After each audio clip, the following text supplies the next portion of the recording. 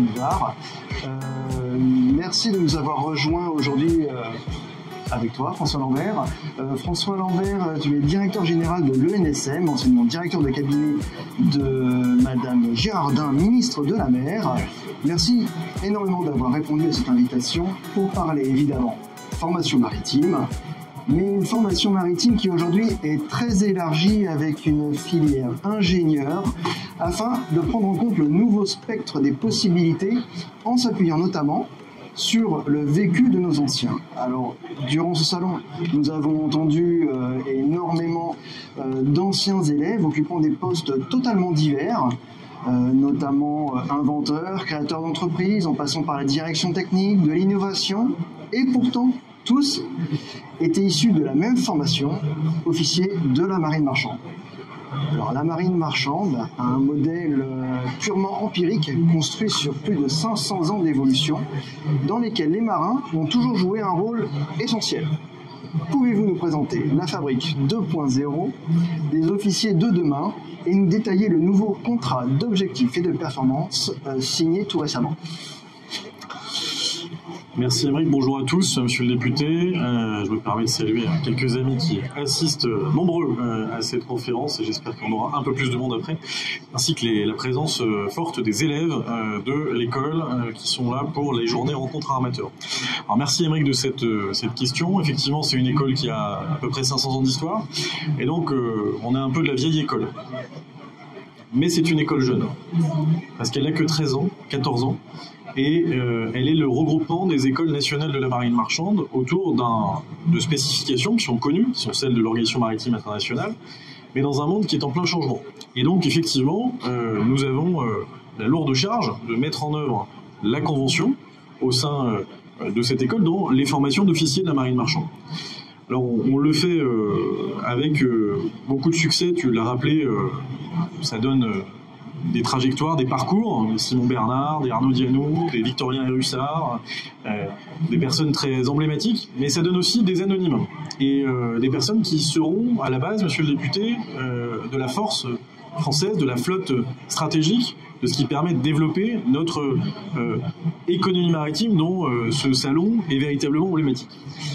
Alors, le contrat d'objectifs et de performance, il s'organise autour de quelques grandes idées. Je ne vais pas vous détailler les 150 actions. D'abord parce que ce serait un peu rébarbatif, et ensuite parce que je ne les ai pas toutes en tête. Mais il y a 3 idées forces. La première, c'est la lisibilité et la prévisibilité.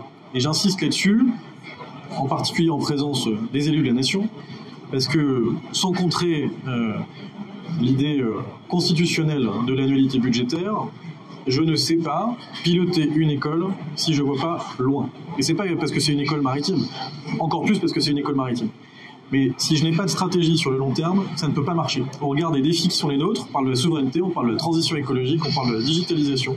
Il faut qu'on reste vis-à-vis de nos élèves attractifs, il faut qu'on leur donne envie de rester à l'école, il faut qu'on donne envie aussi aux armateurs de continuer à les recruter, c'est-à-dire être au niveau et se mettre au diapason de la formation, et pour ça, on a besoin de moyens. Et donc ce qu'on a construit ensemble, dans une démarche d'adhésion, en tout cas c'est ce qu'on a essayé de suggérer, c'est de la prévisibilité dans une forme de pluriannualité. Donc le contrat, il est assorti de moyens. Ça, c'est le premier enjeu. Le deuxième enjeu, je vous ai parlé du regroupement des écoles de la marine marchande. Il ne s'agit pas de faire perdre à l'école de la marine marchande de Marseille son identité, pas plus que celle de Saint-Malo, de Nantes ou du Havre doivent perdre leur identité. Et donc ce regroupement d'écoles dans une école nationale doit provoquer la double logique, une école nationale qui est l'opérateur du ministère de la Mer en termes de formation maritime, le principal opérateur, mais qui s'inscrit aussi dans une logique d'intégration territoriale. Et c'est la deuxième idée force. La troisième idée, c'est l'idée de croissance, parce que cette école, c'est effectivement une école d'officiers de la marine marchande, mais aussi d'ingénieurs, parce que les officiers polyvalents ont le diplôme d'ingénieur, et on fait également des ingénieurs en génie maritime, avec le diplôme qui est délivré à Nantes, et on veut aller plus loin avec la création d'un institut national supérieur maritime qui n'a pas vocation à aspirer les autres formations, mais qui viendra les fédérer pour être une véritable vitrine un catalogue des formations maritimes en France. Et on souhaite aboutir dans ce cadre-là d'ici à 2026. Voilà les 3 idées forces. organisé à peu près en 150 actions, et je tiens à saluer le travail qui a été fait de la part de l'équipe, et j'inclus dans l'équipage les élèves qui ont souhaité se mobiliser, ainsi que le conseil d'administration qui nous a beaucoup soutenus, et la direction générale des affaires maritimes de la pêche et de l'aquaculture. Alors les annonces d'Emmanuel Macron pour accompagner l'école il y a quelques années étaient purement galvanisantes. Où en est-on aujourd'hui du soutien de l'État et des budgets qui vous sont alloués? Elles étaient d'autant plus galvanisantes que, tu l'as rappelé, moi j'ai eu la chance de participer à la construction de ce message et de cette cohérence politique. Je vois le représentant du registre international français qui sont là. Tout ça n'est pas sans évoquer la grande politique publique maritime de la France et qui doit être cohérente.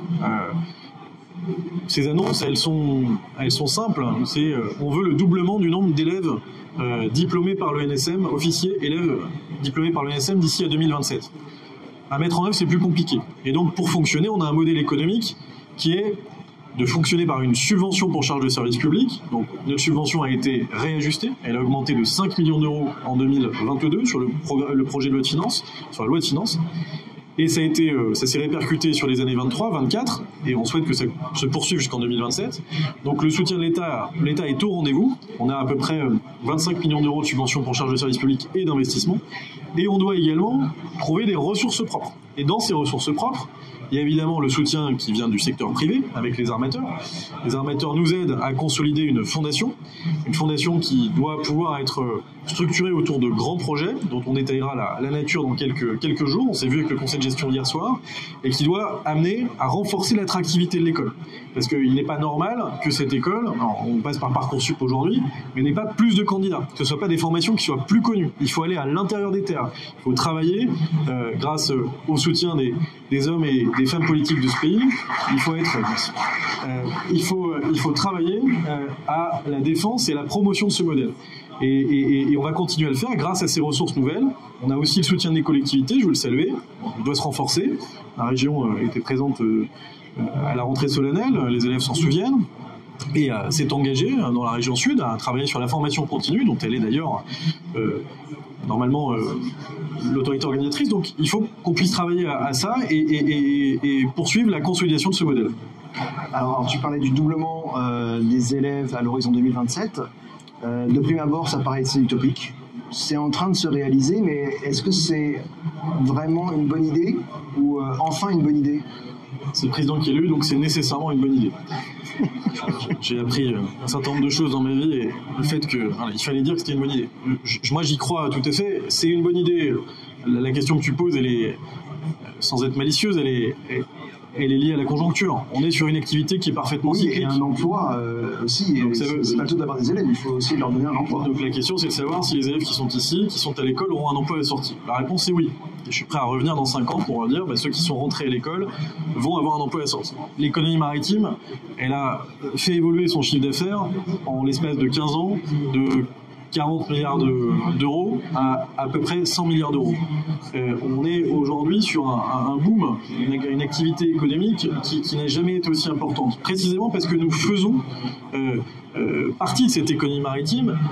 Moi, je peux m'engager sur le fait que les élèves trouveront nécessairement un emploi. Lorsque ce sera un emploi d'officier navigant sur le navire tel qu'on se le représente aujourd'hui, j'en suis pas certain. Par contre, les navires de service, l'activité câblière dont on parlait encore hier avec le RIF, le travail qui est fait sur le yachting, tout ça me laisse évidemment très enthousiaste et très confiant à l'idée que les 222 élèves qui sont diplômés par le NSM en 2021, qui seront 446 en 2027, trouveront tous un emploi. Et ils trouveront d'autant plus un emploi qu'un élève de l'école nationale supérieure maritime, de l'école de la marine marchande, ça sait à peu près tout faire. C'est une école qui reste complète. Il faut préserver la praticité. Il faut préserver les cours de travaux pratiques. On s'engage au niveau de la convention internationale qu'on doit appliquer pour renforcer ce caractère pratique. Le retour des élèves, le retour satisfaction client, avec des gens qui sont... Enfin, faut quand même imaginer, tu connais très bien cette école, tu en es issu. Mais c'est pas complètement normal d'être de quart en passerelle avec un navire qui a plusieurs centaines de millions d'euros de marchandises à son bord. Moi, en tout cas, j'ai jamais eu ces responsabilités. Il est fort probable que je ne les aurai jamais. Et pas à 21 ans. Et pas à 21 ans. Mais vous les avez, les élèves les ont, et c'est ça qu'on doit aussi valoriser. Parce que c'est des personnes, des hommes et des femmes, j'insiste sur les femmes, qui savent absolument tout faire. Et ils sont très inventifs et il faut les consolider et les accompagner dans ce projet. Donc c'est ce qu'on est en train de faire. Et oui, c'est une bonne idée. Oui, c'est une bonne idée. On a 1276 élèves aujourd'hui à l'école, répartis sur les 4 sites, sur 3 formations initiales, sur une petite dizaine de formations professionnelles, de formations continues longues. On a 3500 élèves stagiaires en formation continue. On va consolider là aussi ce modèle. Et donc oui, c'est cohérent et il faut pouvoir le promouvoir. Alors tout ça sont des valeurs fortes de la marine marchande et de l'enseignement maritime. Le NMM s'est transformé en ENSM en 2010, 2010, que je ne dis pas de bêtises. Tu nous décris une école aujourd'hui en 2024 qui est un peu différente. Quelle sera-t-elle en 2030, 2035, 40 ? Alors j'ai 3 réponses à ça. La première, elle sera ce que l'équipage actuel veut qu'elle soit. Parce que en fait, ça dépend pas uniquement d'une volonté politique de quelqu'un qui dit voilà, je veux que l'école ait un doublement. Ça dépend de ce qu'on veut incarner. Monsieur le député, vous êtes venu dans nos murs, vous avez senti cette atmosphère, cette envie de se confronter au monde à un certain nombre de défis, celui de la transition écologique, celui de la digitalisation, celui du management. Et on a aujourd'hui la possibilité de construire quelque chose ensemble. Ça, c'est parfaitement galvanisant et très enthousiasmant. Et moi, je suis très fier d'être à la tête de cette école aujourd'hui. Parce qu'on consolide quelque chose en équipage. Donc ça, c'est ce que nous voudrons bien en faire, avec le conseil d'administration et l'appui de Frédéric Moncani, dont évidemment on peut tous saluer le travail. Il a incarné le capitanat maritime de la France pendant de nombreuses années, et sans lui, l'école ne serait pas ce qu'elle est aujourd'hui. Deuxièmement, c'est une école qui sera revue dans son fonctionnement. J'ai parlé de l'intégration territoriale. Nous sommes dans le lien avec les élus locaux, dans le lien à ces territoires, l'incarnation de la maritimité. Et il faut que les choses se concentrent dans nos sites, sur les sites de l'ENSM. Il faut absolument que le fait maritime puisse se concentrer à l'échelle de nos sites. Et moi, j'aspire, j'ambitionne que ces sites soient connus, soient mieux identifiés, qu'on puisse venir y faire un certain nombre de réunions, qu'on puisse y passer assez normalement. Vous avez une chance extraordinaire à Marseille d'avoir le projet Tangram qui va se développer en face sur le site de l'ENSM, avec une convention d'occupation temporaire qui est fait pour durer, parce que quand on voit le bâtiment, ça va durer un petit peu, il y a du droit réel dessus, mais c'est une chance extraordinaire de se confronter au monde. Et donc là-dedans, j'aspire à ce que cette intégration territoriale marche. Et puis j'en ai parlé, je crois que cette école, elle doit aussi aller plus loin. On marche sur 2 jambes aujourd'hui, une jambe historique qui a plus de 450 ans, c'est né à Marseille, un jeune roi qui, au moment de la bataille de Lépante, s'est dit que la France ne pouvait pas passer à côté de son destin. On était dans une bataille entre l'Orient et l'Occident, comme quoi vous voyez, celui qui ne connaît pas son histoire est condamné à la revivre. Et la France n'a pas de marine, 1571. Et là, on crée l'école d'hydrographie. On se pose la première question sur la mer. Colbert a fait tout le reste, et Colbert a bâti la France, mais il a fait tout le reste ensuite, mais il a fallu un siècle pour faire admettre cette dynamique. L'école aujourd'hui, elle est évidemment sur cette jambe forte, solide, inébranlable, qui est la marine marchande. Et on doit la consolider. Et elle fait aussi de l'ingénierie en génie maritime. Et c'est plus neuf, mais les retours sont très intéressants. J'ai pas eu une critique aujourd'hui sur le niveau de nos officiers, de nos ingénieurs en génie maritime, et vraiment le travail qui est fait à Nantes est remarquable. Mais il faut qu'on aille plus loin. Il faut qu'on consolide ce projet d'Institut National Supérieur Maritime. Et qu'on arrête de se lever le matin en France en disant on fait rien sur la mer. Non, on doit être le lieu de concentration de cette idée de l'Institut National Supérieur Maritime pour aller vers d'autres secteurs d'activité.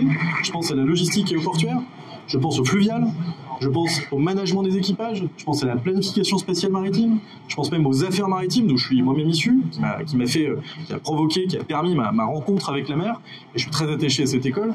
Et donc, ce lien avec l'ensemble de ces écoles qui doivent rester, qui doivent préserver leur identité, doit pouvoir faire de l'INSM, l'Institut National Supérieur Maritime, le véritable bras armé de la politique maritime de la France en matière de formation. Et c'est ça l'ambition qui est dans le COP, et j'espère qu'en 2030, quand on se retrouvera ici, Émeric, on fera d'autres choses, on constatera cette belle évolution sur l'ensemble des territoires, autour de différentes matières, et avec un projet qui aura été bâti en collectif grâce à l'ingéniosité et au soutien de chacun.